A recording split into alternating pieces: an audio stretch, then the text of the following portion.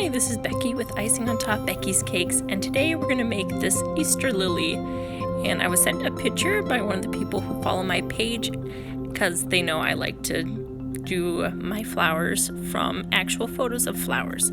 So I'm going to use a cereal bowl today, pipe a little bit of frosting on it, and I'm on a turntable with a slip-resistant mat to hold it in place. Here's a square of wax paper. The reason I'm doing it on a bowl instead of a flower nail is because it's just a lot bigger of a flower, so I'm going to do this. So there's the picture of the flower, and first I am going to get my piping tip ready. It is just actually a basket weave piping tip, and I'm going to first make a circle, and after I make a circle I'm going to stand it up on its end and go around that circle so that I have a sort of wall that'll encase that circle. And that was the tip 2B, and that usually is used as a basket weave, but it's a large basket weave. And then I'm going to get my next tip out, and this one will also have my bag filled with white buttercream. This is usually used as a kind of leaf tip, but not the normal pointy leaf tip. This is number 15, and you can kind of see the different serrated edges here.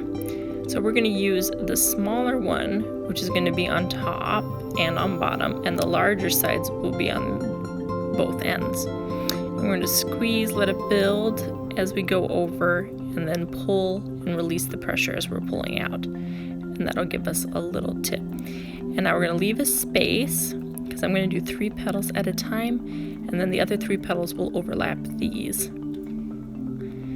And then squeeze right in the rim of that circle, let it build and pull out. And then we're going to do the 3 that overlap. Now with a number 2 writing tip, we are just going to pipe the centers. We're going to pull it up, let it build, pull it up, and then release the pressure as we pull out. Let it build, pull up, and release the pressure, and we'll just keep pulling it once we release the pressure.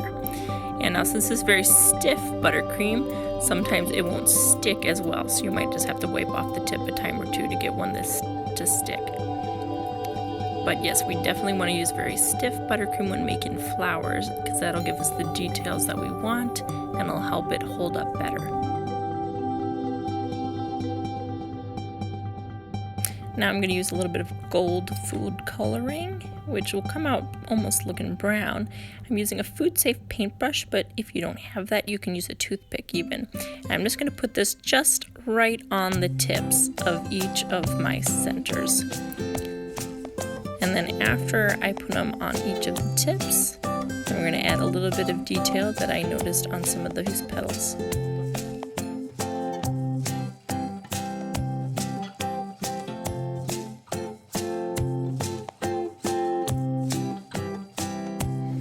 Now if you notice on this lily over here, we have those little dots there.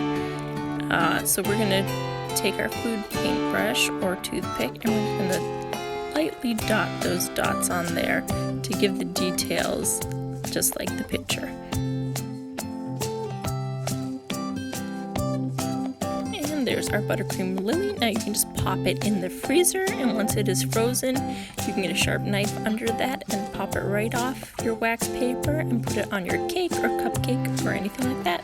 But I have some more videos of buttercream flowers if you want to check those out. Thanks!